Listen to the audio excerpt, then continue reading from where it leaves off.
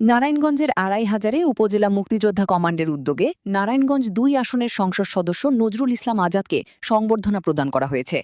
রবিবার দুপুরে ২৫০০ উপজেলা মুক্তিযোদ্ধা কমপ্লেক্সের তৃতীয় তলায় আয়োজিত অনুষ্ঠানে বীর মুক্তিযোদ্ধা ও স্থানীয় প্রশাসনের কর্মকর্তাদের উপস্থিতিতে এই সংবর্ধনা অনুষ্ঠান সম্পন্ন হয়।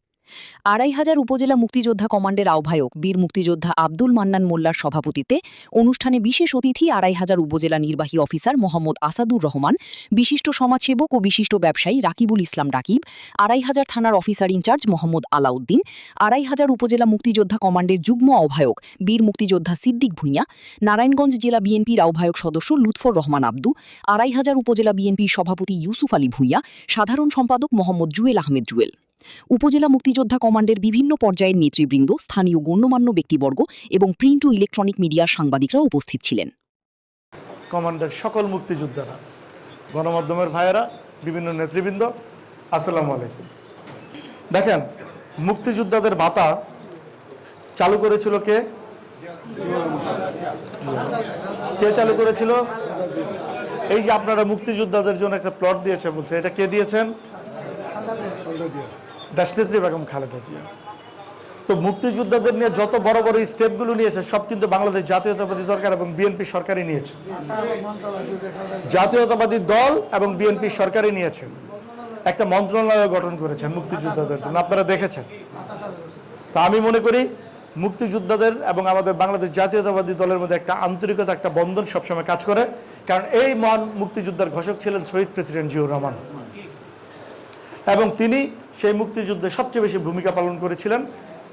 সো আমি বলতে চাই, আমরা প্রত্যেকটা বিএনপির কর্মী, আমরা জননেতা তারেক রহমানের কর্মী, মাননীয় প্রধানমন্ত্রীর কর্মী, আমরা প্রত্যেকে মুক্তিযোদ্ধাদের সাথে আমরা খুবই আন্তরিক, আমরা মুক্তিযোদ্ধাদের প্রতি খুবই আস্থাশীল এবং আমরাও তাদের প্রতি যথেষ্ট বিশ্বস্ত।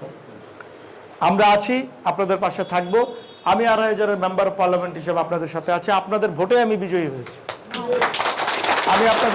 আমি তো আপনাদের সন্তানের মতো। তো আমি আপনাদের ভোটে বিজয়ী হয়েছি, আপনাদের প্রতি আমার দায়িত্ব আছে। আমি আমার প্রত্যেকটি দায়িত্ববোধ পালন করব ইনশাল্লাহ। মুক্তিযোদ্ধাদের সম্মান দিতে হবে, ঠিক আছে? সেটা তো আমাদের নৈতিক দায়িত্ব, ইমানি দায়িত্ব। আমি অবশ্যই সেই দায়িত্ব অক্ষর অক্ষরে পালন করব ইনশাল্লাহ। দেখেন, মান্নান আঙ্কেল বলেছে, আমার দাদা, আমার দুই দাদা, বড় দাদা হাসান আলী ভূঁইয়া মিয়া এবং আমার দাদা সুরুজ আলী মিয়া, দুইজনই কিন্তু সেই জাগদল থেকে বিএনপির সাথে সম্পৃক্ত ছিলেন। আমার পরিবার, তারা ব্যবসায়ী ছিলেন এবং শুরু থেকে তারা বিএনপির সাথে সম্পৃক্ত ছিলেন। আমরা কখনো এসে সেটা বলি না। আমরা বিএনপি করি, বিএনপির ফ্রম দ্য স্টার্টিং আমরা ছিলাম, আমাদের পরিবার ছিল। কিন্তু আমরা কখনো ক্রেডিটস নিতে চাই না, আমরা ক্রেডিটস নিতে শিখি না। দল করি, দলের সাথে আছি, সেটা ইমানি দায়িত্ব, সেটা মনের বিষয়। কিন্তু সেটা যে বলতে হবে সেই দিকে, সেই রকম পরিবার আমারটা না, এটা আপনারা জানেন। তাই যাই হোক, মান্নান চাচা আজকে বললো, তার জন্য কথাটা আসলো, আমিও বললাম। তো আমরা আসলে বিএনপির সাথে আছি। আমরা বিএনপির সাথে আছি মানে আমরা মুক্তিযোদ্ধাদের সাথে আছি। কারণ মুক্তিযোদ্ধার চেতনা বিএনপি অলওয়েজ বহন করে। কারণ এই মহান স্বাধীনতার ঘোষণা দিয়েছেনই তো যেই মুক্তিযোদ্ধা, তিনি শহীদ প্রেসিডেন্ট জিয়াউর রহমান, তাই না? আমাদের মাননীয় প্রধানমন্ত্রীর পিতা। তো যাই হোক, আমরা আপনাদের সাথে আছি, আবারও কমিটমেন্ট করছি, আছি, থাকবো, যে কোনো ভালো মন্দে পাশে থাকবে ইনশাল্লাহ। আর এই যে যে বললো, এইখানে কি বলেছে, ওই যে লাকমিয়া, এই ওদের কোনটা গেট দিয়ে রাখছে মুক্তিযোদ্ধাদের জায়গায়। তো এটা একটু আপনার একটু এই যে এখানে থানার আমাদের ভারপ্রাপ্ত কর্মকর্তা আছে, আপনার একটু ওনাদের সাথে আলোচনা করে দেখে যদি সে অবৈধভাবে কিছু করে তাহলে ওদেরকে একটু হেল্প করতে হবে। আমাদের টিএনও সাহেব আছেন, এটা হেল্প করতে হবে। মুক্তিযোদ্ধাদের সম্পত্তি এটা তো নষ্ট করা যাবে না। যেটা আমাদের দেশনেত্রী বেগম খালেদা জিয়া, সাবেক প্রধানমন্ত্রী, তিনি দিয়েছেন মুক্তিযোদ্ধাদের, এই দোসররা এগুলো দখল করেছে না। যাই হোক, দখলদারি ২৫০০-এ চলবে না, কোনো অন্যায় ২৫০০-এ চলবে না, কোনো জুলুম অত্যাচার ২৫০০-এ চলবে না। আমি আজকে মুক্তিযোদ্ধাদের এই সম্বর্ধনা অনুষ্ঠানে আমি কথা দিয়ে যাচ্ছি, ২৫০০ হবে একটি সমৃদ্ধশীল ২৫০০ হবে একটি প্রগতিশীল ২৫০০। যে ২৫০০ কোনো সন্ত্রাস, চাঁদাবাজি, মাদক, দখলদার, লুটতরাজ কোনো কিছু থাকবে না। যে ২৫০০ হবে একটি প্রগতিশীল ২৫০০। যে ২৫০০ হবে সবার ২৫০০। যে ২৫০০ আমরা সবাই মিলে একসাথে গড়ে তুলব ইনশাল্লাহ। যে ২৫০০ নিয়ে সারা বাংলাদেশ গর্ব করবে, যেন ২৫০০ বাংলাদেশের মধ্যে একটি থানা আছে, যে থানাটি আসলে একটু ভিন্ন রকম।